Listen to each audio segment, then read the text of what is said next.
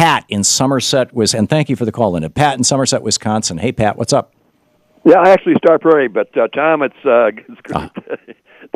great talking to you again before. I calling to debunk that economics professor talking about the damage that's going to happen.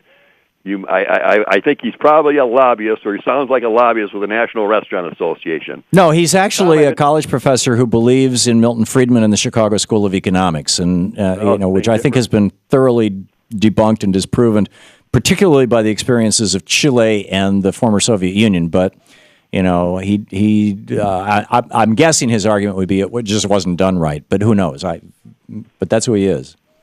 Well, anyway, his rhetoric sounds just exactly what they preach at the National Restaurant Association. I've worked in the the hospitality industry, which is hotels, restaurants, resorts. 20 million employees, Tom.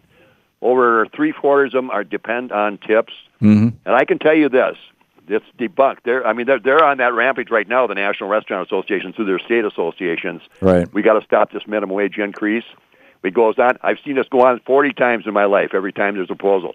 And, in fact, in the restaurant industry, the only time employees ever get a pay raise is when they do raise the minimum wage, because they just turn them over and they just – but let me give you exactly – there are formulas. And I teach on the college – I'm a consultant today. I'm a market strategist. I've been on the show. Bernie Sanders and I were talking about this minimum wage the last time I was on the show with Bernie, asking him to get rid of tip credit. But there are formulas. I can tell you, if they raise the minimum wage right now from $7.25 to $9 an hour, and I speak as an expert, it will not. The cost of a Big Mac, for instance, will not go up more than 3 cents. Right. The cost of a meal in a fine dining restaurant will not go up more than about a dime. And there's formulas that prove this. Sure, you know what percentage of the total cost of a product your labor costs are. Exactly. Yeah. And if you take Walmart's, Tom. Walmart doesn't manufacture anything. At least restaurants do manufacture. They got to take a raw product. They got to cook it. They got to prepare it. And you got to serve it. Yeah. But that doesn't happen at Walmart. You wait on yourself. The product is made someplace else. On a $10 product in Walmart, less than a nickel. The cost of that product will not go up. If it even goes up a nickel, it does not. Right. The other, if I could just add one more point, the CHIP credit. Here's the sad thing. Except this is the Children's Health Insurance Program, right? CHIP. Yeah. Yeah. CHIP credit, no, it's like $7.25 an hour. The minimum, I live right on the border here in Minnesota, Wisconsin. I'll give you an example.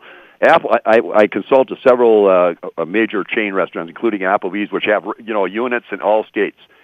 The net profit at Applebee's, for instance, I'm not picking on them, whether it be Applebee's or it's reflective of the industry. I got it. Right, where there's tipped employees.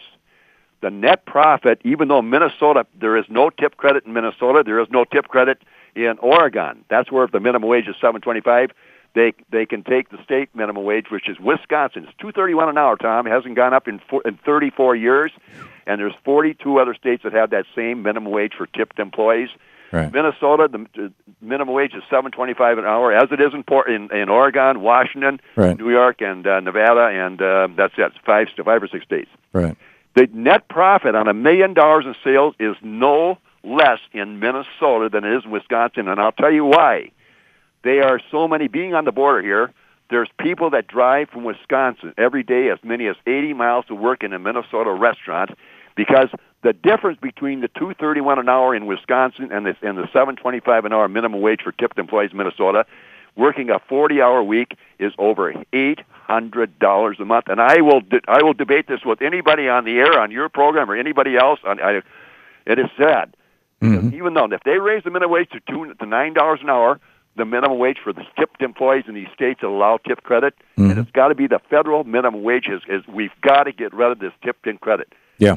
Yeah, I agree. These basically what they're called or what they are exemptions from the minimum wage. And I could see an exemption from the minimum wage for people under 16 or working in a family business. John Boehner talks about how he started mopping the floors of his dad's bar when he was 10. That kind of thing.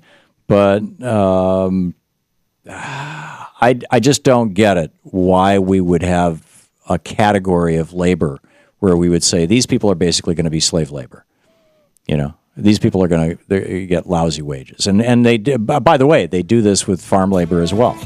And so, Pat, thank you for a very articulate and clear exposition of the reality of the minimum wage. We need to raise it to $9 an hour. The president's right. It needs to be done right away because it needs to make up for the loss of stimulus in the economy, the lack of activity in the economy that's coming about as a consequence of that 2% raise or the end of the 2% cut to the Social Security tax.